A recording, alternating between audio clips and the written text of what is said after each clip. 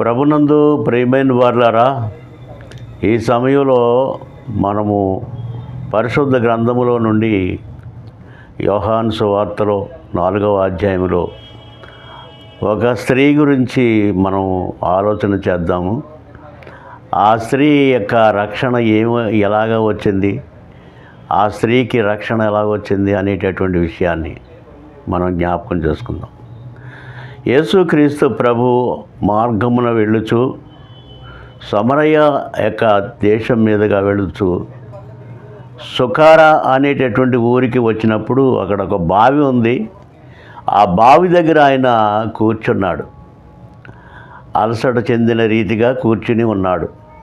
ఆ బావి దగ్గరకు నీళ్లు చేదుకొనడానికి 12 గంటల సమయంలో ఒక స్త్రీ వచ్చింది.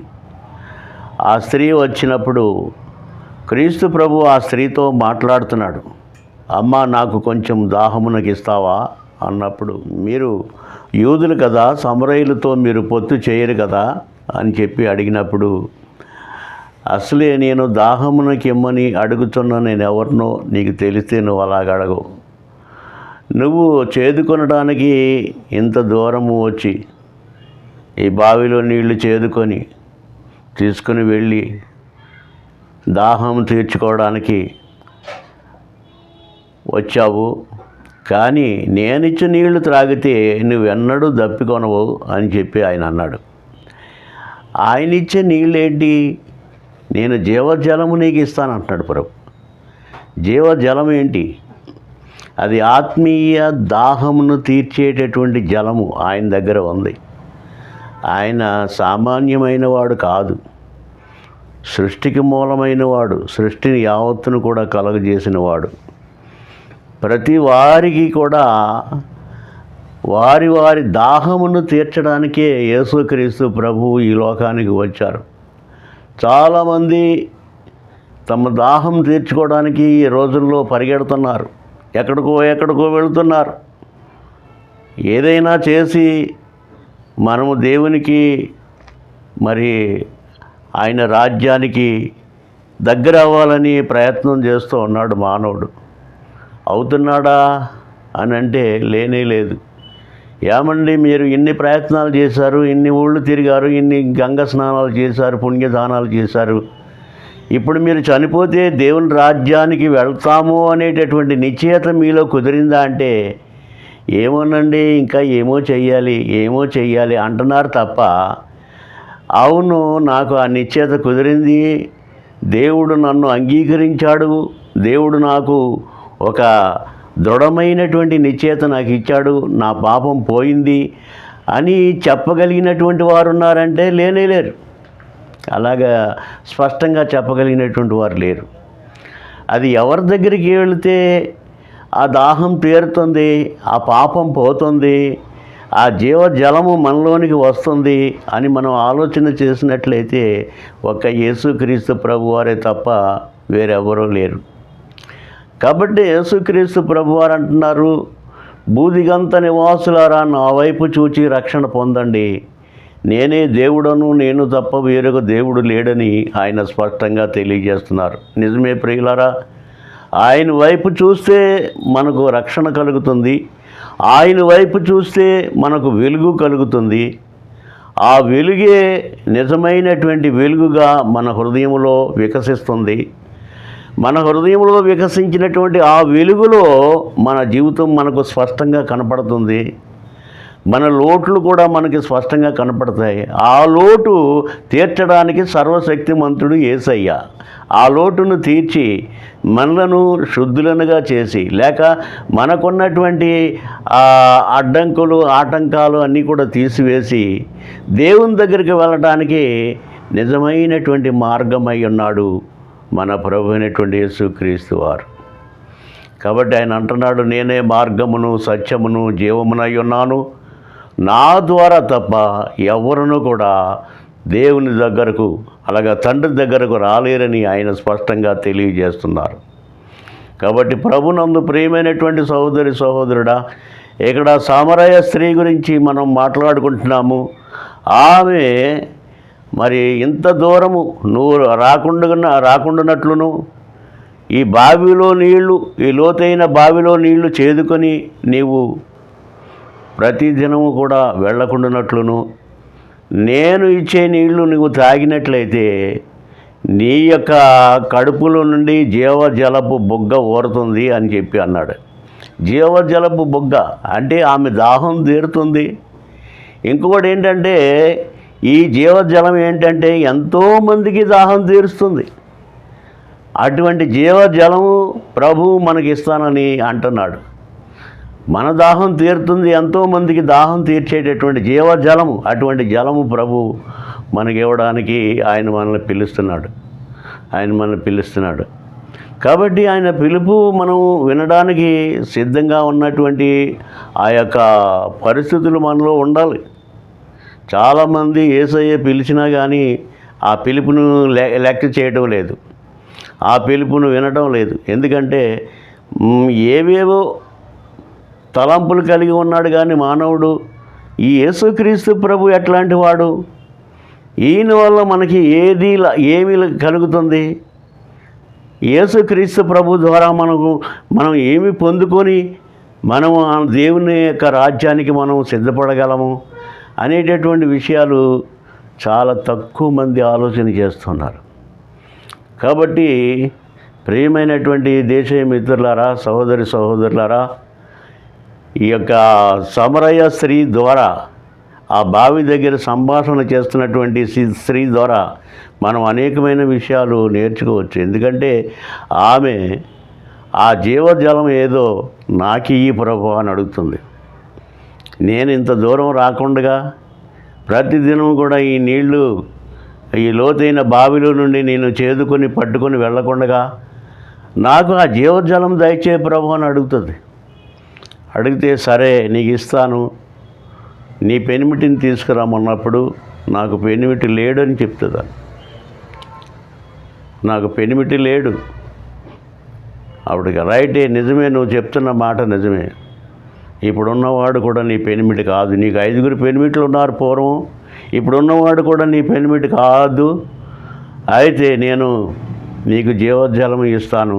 ఎందుకంటే ఆమె తన యొక్క తప్పును, లేకపోతే తన యొక్క లేమి స్థితిని, తనకు కలిగినటువంటి ఆ యొక్క బాధ, ఆ యొక్క దేవునికి దూరమైనటువంటి పరిస్థితిని అంతా కూడా ఒప్పుకుంది ఆయన దగ్గర. ఆమె ఏమీ డబాయించలేదు. నేను తప్పు చేసిన దాన్ని అనుకుంటున్నావా, నేను ఇలాంటి దాన్ని అనుకుంటున్నావా, అలాంటి దాన్ని అనుకుంటున్నావా అని అనలేదు. చాలామంది పాపంలో ఉండి కూడా బుకాయిస్తూ ఉంటారు, పాపాన్ని దాచుకుంటూ ఉంటారు. అతిక్రమములను దాచిపెట్టువాడు వర్ధిల్లడు, కానీ దేవుని యొక్క కనికరమును పొందుకునేవాడు వాడు క్షమించబడతాడు, రక్షణ పొందుకుంటాడు. అలాగే ఆవిడ దేవుని కనికరాన్ని పొందుకోవడానికి ఆమె తనలో ఉన్నటువంటి, తన జీవితంలో ఉన్నటువంటి ఆ పరిస్థితులన్నీ కూడా ఆయన దగ్గర ఒప్పుకుంది. ఆ జీవజలం ఏదో నాకు ఈ ప్రభు అని చెప్పి అడిగింది. ప్రభు ఆమెకు జీవజలం ఇచ్చాడు. ఆమెకు జీవజలం ఇచ్చిన తర్వాత ఆమె ఊరిలోనికి వెళ్ళింది.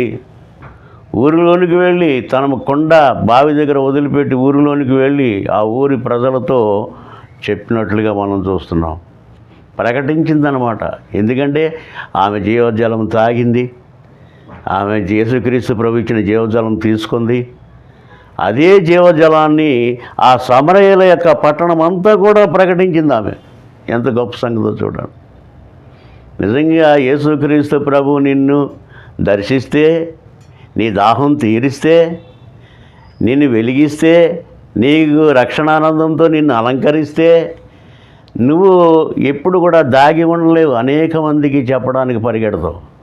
ఇదిగో యేసు నా జీవితంలో చేసినటువంటి గొప్ప కార్యము చూడండి, పాపినైన నన్ను రక్షించాడు. జీవజలము పొందుకోలేనటువంటి దుస్థితిలో ఉన్నటువంటి నాకు ఆయన జీవజలం ఇచ్చాడు. ఆయన జీవజలం ఇచ్చి నువ్వు నీ కడుపులో నుండి జీవజలము బొగ్గలుగా నీ నోటిలో నుండి పారుతుంది. అనేక మందికి నువ్వు ఆశీర్వాదకారకుడుగా ఉంటావు అని దేవుడు ఆశీర్వదిస్తాడు. ఆ ఆశీర్వాదం పొందుకున్నావా ప్రియ సహోదరుడా? ప్రభువుల చేత వెలిగించబడ్డావా? లేక ప్రభువు యొక్క ఇచ్చేటటువంటి ఆ జీవజలము నువ్వు త్రాగావా? త్రాగితే నిన్నెవరు కూడా ఆపలేరు. నిన్నెవరు కూడా ఆపలేరు. చూడండి, దీపం వెలిగించి ఎవరైనాను కొంచెం కింద కానీ మంచం కింద కానీ పెట్టరు అంటారు. అనేక మందికి వెలిగించుటకు దానిని దీపస్తంభం మీదనే పెడతారు.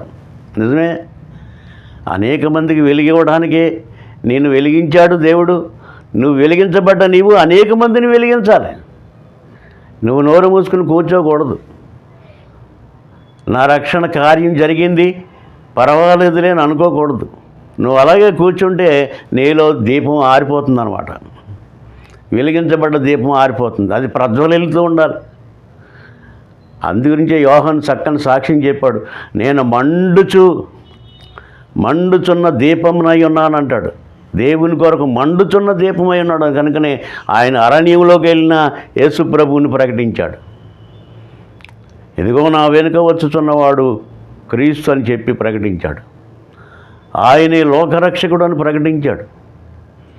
కాబట్టి ప్రభునందు ప్రేమైన వారులరా, ఆ అనుభవం మనలో ఉన్నదో లేదో చూసుకోవాలి. ఎందుకంటే కేవలం రక్షణ పొందుకున్నామని మనం తలంచుకుంటున్నాము.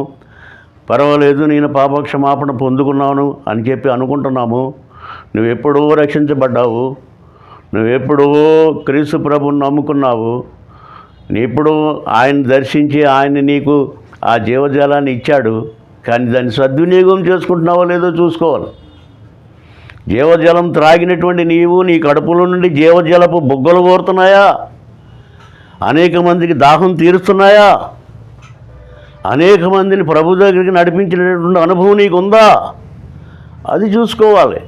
ఆ అనుభవం లేకుండా నువ్వు యేసు ప్రభువుని ఎరుగుదును నేను అనుకున్నాను. ఆ సమరయ స్త్రీ కూడా ఆమె చాలాసార్లు యేసు ప్రభువుని ఎరుగునటువంటి మనిషి, మెస్సయ్య వస్తాడని చెప్పి సాక్ష్యం చెప్తుంది ఆమె. మెస్సయ్య వస్తాడు, మేము నడవలసిన విధానాన్ని మాకు నేర్పుతాడు, మెస్సయ్య మాతో మాట్లాడతాడు అని చెప్పి ఆ యొక్క విషయాలన్నీ కూడా క్షుణ్ణంగా చెప్తుంది ఆమె. కానీ ఈయనే మెస్సయ్య అని చెప్పి ఆవిడ గుర్తెరగలేదు. కాబట్టి ఆ మెస్సయ్యని నేనేనమ్మా అన్నప్పుడు ఆమె ఎంతో ఆశ్చర్యపోయింది. నేను మెస్సయ్యని కనుగొన్నానని ఊర్లోకి వెళ్ళి సాక్ష్యం చెప్పింది. నా యొక్క బ్రతుకును ఆయన మార్చాడు, నా జీవితాన్ని మార్చాడు. నేను చేసినటువంటి రహస్య పాపములన్నింటినీ కూడా ఆయన నన్ను బట్టబయలు చేసి నన్ను క్షమించాడు. ఆయన దగ్గర ఒప్పుకున్నాను, నేను క్షమించబడ్డాను. నా కడుపులో నుండి జీవజలపు ఓటలు ఇప్పుడు ఉబికి పారుతున్నాయి. సమరయ పట్టణం అంతా తిరిగి వాళ్ళందరికీ కూడా సువార్త చెప్పగలిగింది. వాళ్ళందరూ దాహం తీర్చగలిగింది.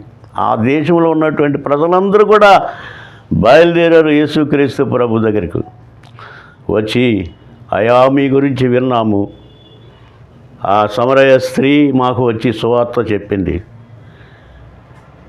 నీవు నిజమైనటువంటి రక్షకుడు అని మేము నమ్ముతున్నాము. నీ ద్వారానే రక్షణ కలుగుతుంది, నీ ద్వారానే పరలోక రాజ్యం వస్తుంది, నీ ద్వారా తప్ప వేరే ఏ మార్గము లేదని మేము విన్నాము. కాబట్టి మమ్మల్ని కనికరించమని వారు ప్రభు దగ్గర మోకరిల్లి ప్రార్థన చేశారు. అదే సమయంలో ఆ స్త్రీ వచ్చినప్పుడు, అమ్మా నీవు చెప్పిన మాటను బట్టి కాక, నువ్వు చెప్పావు మాకు సువార్త, నిజమే, నువ్వు ముందుగా చూసావు యాకోబు బావి దగ్గర. ఆ చూసినటువంటి అనుభవం లేక ఆయన నీ పాపాలు క్షమించి నీకు జీవజలపు ఊట ఎలాగైతే నీ కడుపులో ఉబికేలాగా ఆయన నీకు జీవజలం త్రాగనిచ్చారో అది మా ఊరికి వారికి అందరికీ కూడా నువ్వు పంచావు. అది మాకు తెలుసు. కానీ నీవు చెప్పిన మాటను బట్టి గాక మా మట్టుకు మేము ఇప్పుడు ప్రత్యక్షంగా యేసయ్యను చూస్తున్నాం. అబ్బా, ఎంత అటువంటి అనుభవం అండి. మా మట్టుకు మేము యేసయ్యను చూస్తున్నాం. నిజంగా ఎవరైనా మీకు సువార్త చెప్తే, ఏ పాస్టర్ గారు అయినా వచ్చి దేవుని వాక్యం చెప్తే, దేవుని యొక్క మాటలు చెప్తే మీరు విశ్వాసం ఉంచుతున్నారు. నిజమే, ప్రభు ఇంత గొప్పవాడా అంటున్నారు. మరి మీ మట్టుకు మీరు యేసు ప్రభు దగ్గరికి వెళ్ళి ఆ నిజమేంటో, ఆ ప్రత్యక్షత ఏంటో కనుగొన్నారా? యేసు ప్రభు మహిమను కనుగొన్నారా? ఆయన చేసినటువంటి గొప్ప కార్యం నీలో జరిగిందా? ఆ జీవజలపు ఓటలు నీలో నుండి ఊగుతున్నాయా? నీ హృదయం వెలిగించబడ్డదా? అది మనం తెలుసుకోవాలి. అది లేకపోతే ఈ రక్షణ కార్యం వృధా. పాస్టర్ గారి దగ్గర వాక్యం విన్నావు, మంచిదే, లేక వాక్యం చదువుతున్నావు మంచిదే, కానీ ఈ క్రియ నీలో జరగాలి తప్పకుండా. అలా జరిగినట్లయితే నీకు గొప్ప రక్షణ కలుగుతుందన్నమాట. ఆ స్త్రీ ఎలాగైతే రక్షించబడిందో, ఆ స్త్రీ ఎలాగైతే ఊరి వారికి అందరికీ ఆ యేసు ప్రభు చేసినటువంటి గొప్ప కార్యం తెలియజేసిందో, మనం కూడా అలా ఉండాలని యేసయ్య మనల్ని ఎన్నుకున్నాడు, మనతో మాట్లాడుతున్నాడు. నిజంగా ఆయన మాటలు గొప్పవి. ఆయన మనతో మాట్లాడడానికి ఇష్టపడుతున్నాడు. ఆయన మాట వినడానికి నువ్వు ఇష్టపడుతున్నావా? ప్రియ సహోదరి సహోదరుడా, ఆయన మాట వినడానికి నువ్వు ఇష్టపడుతున్నావా? ప్రతి హృదయాన్ని కూడా తడుతున్నాడంట ఆయన. హృదయం అనే తలుపు దగ్గర నిలుచుండి తడుతున్నాను, మీలో ఎవరైనా సరే నా స్వరము విని తలుపు తీసినట్లయితే నేను మీలోనికి వస్తాను, నేను మీలోనికి వచ్చి మీతో కలిసి ఉంటాను అంటున్నాడు. యేసయ్య మనతో కలిసి ఉండడం అంటే అంతకంటే వేరే భాగ్యం ఏముంది? మీతో కలిసి ఉంటాను అంటే, కలిసి ఉండడం అంటే మనతో ఫెలోషిప్ చేయడానికి ఆయన ఇష్టపడుతున్నాడు. మనం ఎలాగ నడవాలో, ఏ విధంగా మాట్లాడాలో, ఏ విధంగా ఇతరులకు దేవుని వాక్యం బోధించాలో, ఇవన్నీ కూడా మనకు ఆయనే నేర్పుతాడు మనకి. మనం ఏదో చేద్దాం, ఇది చేద్దాం, అది చేద్దాం అని తలంచక్కర్లేదు. ముందు యేసుక్రీస్తు ప్రభుకి హృదయంలో చోటు ఇవ్వాలి. ఆ సమరయ స్త్రీ యేసుక్రీస్తు ప్రభుకి తన హృదయంలో చోటిచ్చింది. అంతకుముందు ఊరి వారికి ఎదురుగుండగా వెళ్ళటానికి భయపడినటువంటి సమరయ స్త్రీ, అంతకుముందు ఊరి వారితో కలిసి ఆ యొక్క బావి దగ్గరికి వెళ్ళి నీళ్లు చేదుకొనడానికి వెళ్ళడానికి భయపడినటువంటి ఆ సమరయ స్త్రీ, ఆ 12 గంటల సమయంలో ఎవరు లేనటువంటి సమయంలో ఆ బావి దగ్గరికి ఆమె ఎందుకు వచ్చిందంటే, ఆ ఊరి వారు అందరితో కలిసి ఉండడానికి ఆమెకు అటువంటి ధన్యత లేదు. కాబట్టి ఆమె ఒంటరిగా బావి దగ్గరికి వెళ్ళింది. అక్కడ ఎవరున్నారు? యేసయ్య ఉన్నాడు. నీ రక్షణకు కారకుడైన యేసయ్య అక్కడ ఉన్నాడు. యేసయ్య నీతో మాట్లాడాడు, నీ బ్రతుకును చేంజ్ చేశాడు. నీ బ్రతుకంతా మారిపోయింది. కాబట్టి ఇప్పుడు ఊరి వారికి అందరికీ కూడా కనబర్చుకోవడానికి నీవు పరిగెట్టావు. అయ్యా, నాతో మాట్లాడినవాడు యేసయ్య కాడా, మెస్సయ్య కాడా? నేను వెళ్ళి చూచాను, నా బ్రతుకునంతటిని కూడా బట్టబయలు చేశాడు. ఆయన నన్ను క్షమించాడు, నా పాపములన్నింటినీ కూడా ఒప్పుకున్నాను, ఆయన నన్ను క్షమించాడు, తన బిడ్డగా చేర్చుకున్నాడు, జీవజలపు ఊటలతో నన్ను నింపాడు. మీరును కూడా వెళ్ళండి, రక్షణ పొందండి, దేవుని సహవాసం కోరండి, దేవుని రాజ్యానికి వారసులు కండి అని చెప్పి ఆమె సువార్తను ప్రకటించింది. కాబట్టి ప్రభునందు ప్రియమైన వారలారా, మనం ఆయన పని చేయడానికి ఇష్టపడాలి. ఆయన పని, నీ పని నేను చేస్తాను ప్రభువా, నీ చిత్తం చొప్పున నడుచుకుంటాను. నేను లోకంతో సహవాసం చేశాను మునుపు, అది మంచిది కాదని నీ వాక్యం ద్వారా తెలుసుకున్నాను. అది ఆశీర్వాదం కాదని తెలుసుకున్నాను. నిజమైన ఆశీర్వాదము నీవిచ్చేదే. నీవిచ్చేటటువంటి జీవజలము నిజమైనటువంటి ఆశీర్వాదం, నీవిచ్చేటటువంటి వెలుగు నిజమైనటువంటి ఆశీర్వాదం, పాప క్షమాపణ నిజమైన ఆశీర్వాదం, పాపం నుండి విడుదల నిజమైన ఆశీర్వాదం. ఆ ఆశీర్వాదమును కోరే మీ దగ్గరికి వచ్చాం ప్రభువా. మీరు ఇస్తారు, మీరు కనికరిస్తారని మేము మీ దగ్గరికి వచ్చాం. మమ్మల్ని క్షమించండి, మీ బిడ్డలుగా చేర్చుకోండి, మీ రాజ్య వారసులుగా ఆ ఆనందం ఏదో మాకివ్వండి ప్రభువా. మేము లోకములో ఎన్నెన్నో వెతికాము, వేసారిపోయాము, దానివల్ల మాకేమీ కూడా సంతోషము లేదు, ఆనందము లేదు, విసిగిపోయాము, వేసారిపోయాము. ఇంకేమి చెయ్యాలి అనేటటువంటి సందిగ్ధంలో మేము పడి ఉన్నాము. అదే సమయంలో మీ స్వరము విన్నాము. నా దగ్గరకు రండి, ప్రయాసపడి భారము మోసుకొనుచున్న సమస్తమైన వారులారా నా యొద్దకు రండి, నేనే మీకు విశ్రాంతిని కలగజేతునని మీ యొక్క అమూల్యమైన పిలుపుని విని మీ దగ్గరికి వచ్చాం ప్రభువా. ఆ యొక్క నెమ్మది, ఆ శాంతి, ఆ సమాధానం కోరి మీ దగ్గరికి వచ్చాం. మాకు దయచేయండి ప్రభు అని చెప్పి అడిగినప్పుడు తప్పకుండా ఆయన మనకు ఇస్తాడు. అలాగన ప్రభు మనలను ఆశీర్వదించునుగాక. ఆమేన్. యేసయ్య మీకు వందనాలు. వాక్యం మీది, ఈ వాక్యం ద్వారా మాతో మాట్లాడినందుకు వందనాలు. సమరయ స్త్రీ యొక్క జీవితాన్ని బట్టి మేము చాలా ఆమె యొక్క జీవితాన్ని బట్టి నేర్చుకున్నాం ప్రభు.